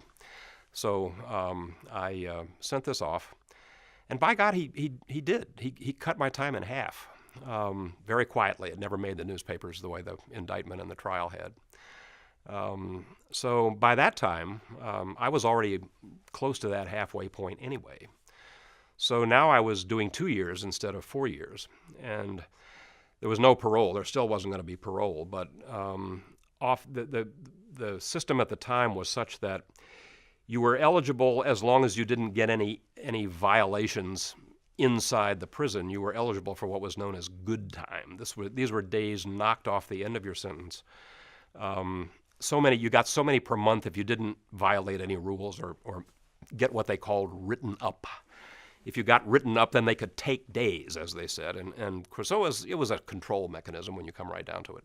But a lot of people, got some time off the end. So my 24 months boiled down to somewhere north of 17 months to do what was called maxing out. Now that's, by maxing out, I mean I didn't get parole, but I had this good time. Now the catch on the good time was that you were still what they called on paper, as though you were on parole. So you still had to report to a parole officer and all that for the duration of the good time, which was a couple of months in my case. And if you ran afoul of the law in any way, or kept the wrong company or anything like that, you could be violated just like any parole violator and sent back for the rest of it. So I ended up doing what we all referred to as maxing out on 2 years, which was, as I say, a bit more than 17 months. So tell me the story, sort of briefly. You met the judge. Tell me the name of this judge and how you came to meet him later. The judge, he's deceased now. His name was Robert Merridge, Merhige. I think he was of Lebanese extraction. Quite a liberal on social causes. As I say, a very tough sentencer for criminal matters, any criminal matters. Many years later, how many years later? I got out in 73, and this must have been about 78 or so about 5 years later. I had a part-time job working as a bookkeeper for the state affiliate headquarters of the ACLU in Virginia, the Virginia ACLU central office. And again, I didn't do any of the exciting or sexy stuff. I just was the bookkeeper. But in the course of working there, something came into the office that announced that the University of Richmond Law School was going to be hosting a symposium entitled something like Civil Disobedience and the Law. And when I saw that Judge Marriage was going to be on the panel, I thought, oh, I've got to go. So I went. And I was just, the audience was 500 people or something. It was a huge auditorium, and there was no way that he would have known that I was there, or I didn't even know at the time whether he would remember who I was. This was some years later. But this was shortly after Carter had taken office as president. And you may remember that the very first thing that Carter did after taking the oath of office, even before delivering the inaugural address, was to sign a blanket pardon for any draft violator in the whole Vietnam period. So all the guys who had fled to Canada, all the guys who had fled to Sweden, people who had been indicted but had never been caught, and all the rest of us, although in my case it was obviously too late to spare me all the fun. But Carter had signed this blanket pardon covering all these people, full, free, and unconditional pardon, I believe was how he worded it. And a lot of people did then come back from foreign countries and come out of hiding and so on. In my case, all I know that it did was allow me to register to vote in Virginia, which is not automatic. Ex-cons in Virginia, well, these days they have to apply for restoration of voting rights, and it has to be signed off on by the governor. I don't know whether that was the case then, or they just deemed that because the president had done this and it was a federal offense that would suffice. But after initially balking, the state registrar's office let me register to vote, and I've been a registered voter ever since. But the Carter pardon caused an uproar among the right wing, as you can imagine, because here are all these traitors who didn't do their duty and so on, and now they were getting off scot-free, et cetera, et cetera. So in the course of this symposium that Judge Marriage was participating in, during the question and answer period, somebody asked him about this whole thing, and he answered the question directly by saying, yes, the president does have absolute pardon authority, and there's it's absolutely legal for him to do this, and there's no question about that. But then he followed this with a sort of public mea culpa that he didn't really have to do. I mean, it was essentially a public apology for the way he had handled draft cases, and you could just tell from his demeanor that, I mean, he was making it up as he went along, but he had a real, genuine change of heart. And obviously he wasn't alone, because most of the country had by then, so it wasn't anything that stuck out. But it was more than he had to say in public. He didn't have to, beat his breast, so to speak, the way he did. So afterwards, I went up to the stage, and he was still there, and I just walked up to him and stuck out my hand, and he took it, and I said, "Do you remember me?" And he looked at me, and he said, "Kendall." I said, "Yeah." So we shook hands, and that was the last time I saw him. He continued to be quite the famously liberal judge on social issues, certainly, to the point where his house was vandalized and his dog was shot over some school desegregation case that he had. I mean, it was grim. So, he was, in many ways, he was sticking his neck out too. But yeah. So that too was memorable. Sort of thing I could never have predicted. But so I have two more questions. Mm-hmm. When you got out, the war was still, the official end was 75, I believe, 40 years ago today, if I'm not mistaken. So, right, exactly, 40 years ago. So what did you do? How did you stop? What did you do in terms of activism? Yeah. Yeah. Well, I didn't stop, but I was in the situation, of course, having to make a living. And I had not only a prison record, although that, to be fair about it, that has never really been an impediment to employment. Even though it was a felony? Even though it was a felony. There was the presidential pardon. That's right. So every job application I ever filled out always asked, have you ever been convicted of a felony? I always said yes. And I always, if yes, then give details. I gave details. And the details always ended with presidential pardon 1977. And so it was never really an issue. The only thing it was an issue for was my being allowed to serve on juries, which I have been called to do 3 times, and then I've been dismissed from every case on that basis. One judge asked whether I had papers proving that I had the presidential pardon, and I said, no, there were several million of us. I don't think they sent out individual papers. It was a blanket pardon. So while I was required to go down to the courthouse and sign in and wait, and all this and get interviewed by the lawyers for every case, in the end, in every case, each of the 3 times I've been called, I've ended up being dismissed. So I've never sat on a jury, which I would be perfectly willing to do. But that's the only effect that I know of that it's had.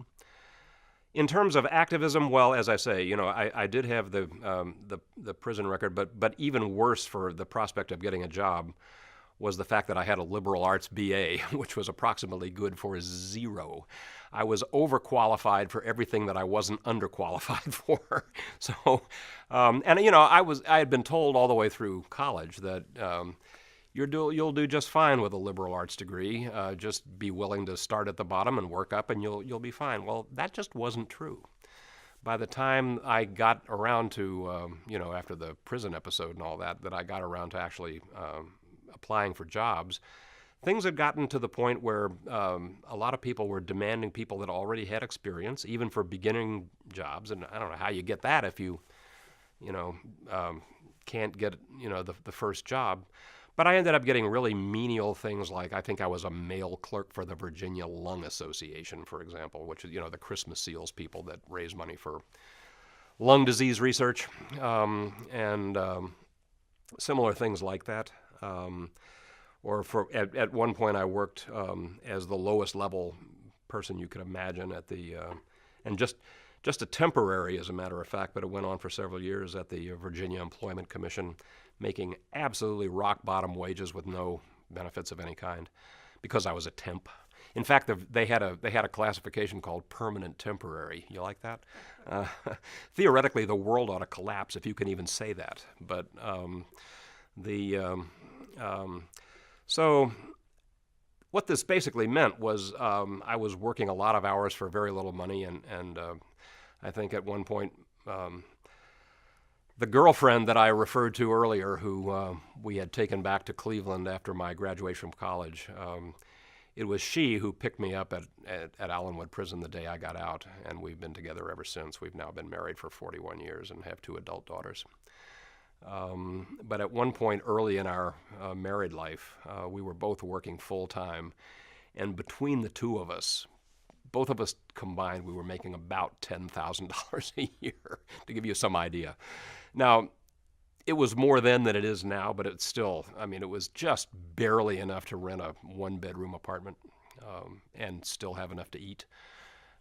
We did it mostly because the jobs at least did have health insurance, and so actually no, in that case they didn't. We were depending on a public free clinic for health care. Later on, we took some jobs that were almost as bad, except that they did have minimal benefits.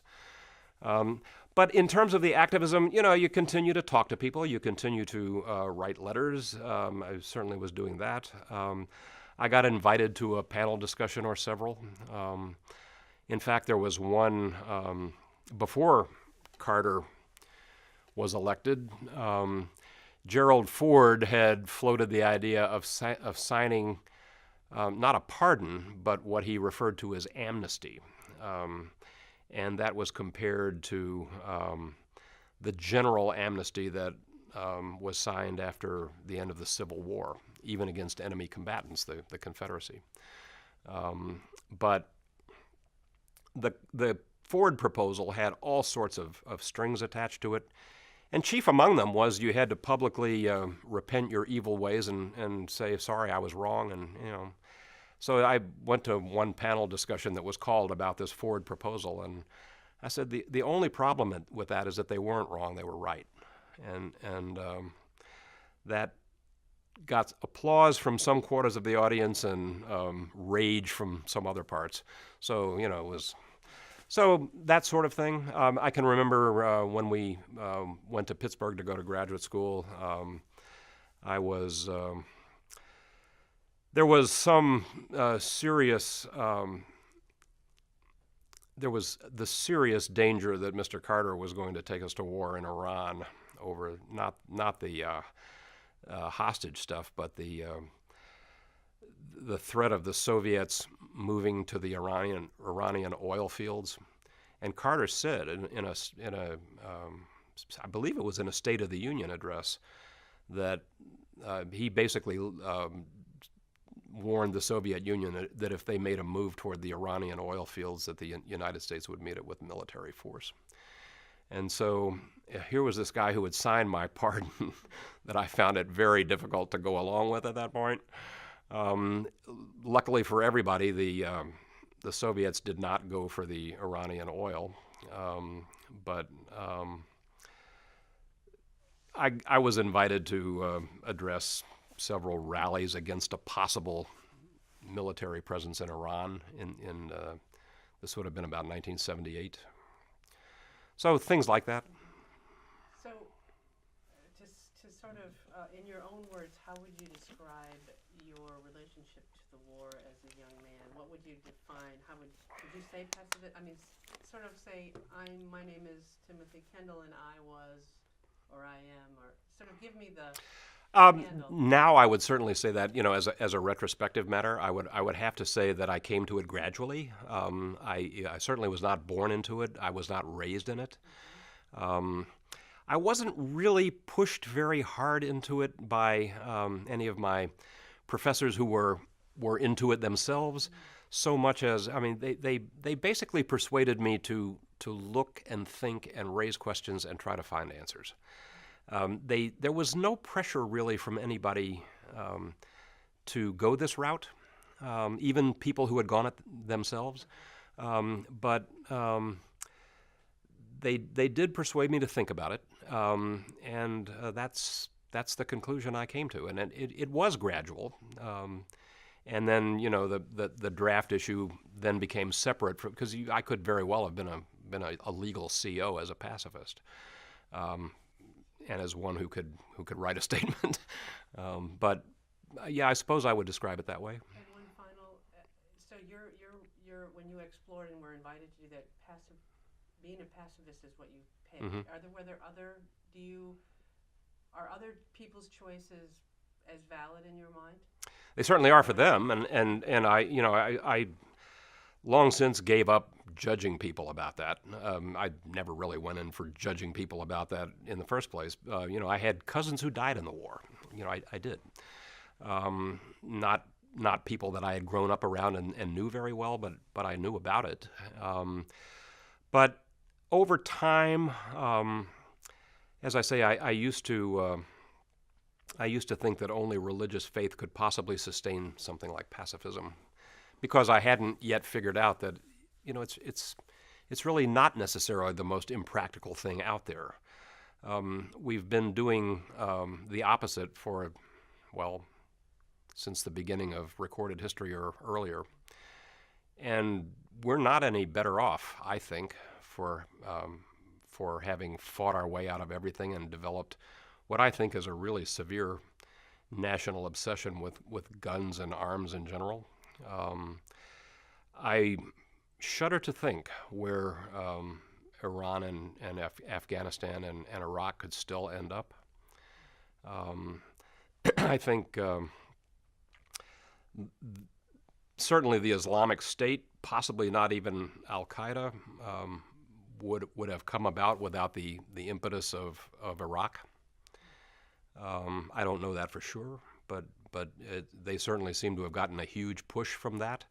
And the bizarre part of that is that, Saddam, as horrible as he was, and he was. I don't want to make light of him. I'm a longtime member of Amnesty, and I can remember the Amnesty people back in the days of the Iran-Iraq War, when the Reagan people were sending arms to Iraq because they were fighting Iran, and everybody knew that you had to fight Iran, something like that. The amnesty people saying, don't do this. You know, he's not your friend just because he's the enemy of your enemy. And he's going to turn that stuff against you. And lo and behold, a few years later, that's exactly what happened. So, you know, if pacifism is impractical, I don't think it's any more impractical than the opposite. I would argue that it's less so, or at least potentially less so until we try it. And, you know, there hasn't been much of a trial, as best I can tell. Those places where it has been tried have, you know, the results have been mixed, and have taken a long time. Mandela in South Africa, Gandhi in India. I mean, those were grim and gruesome episodes, and Mandela was robbed of 30 years of his life because of it. But whether an armed uprising would have been any better, I think, is questionable at best. So I think my own self-identification as a pacifist, I think of it as grounded more in practicality than anything else. And the popular notion that it is impractical, well, I think people have some explaining to do. Because clearly the opposite has led us to a place where I think most of us would rather not be.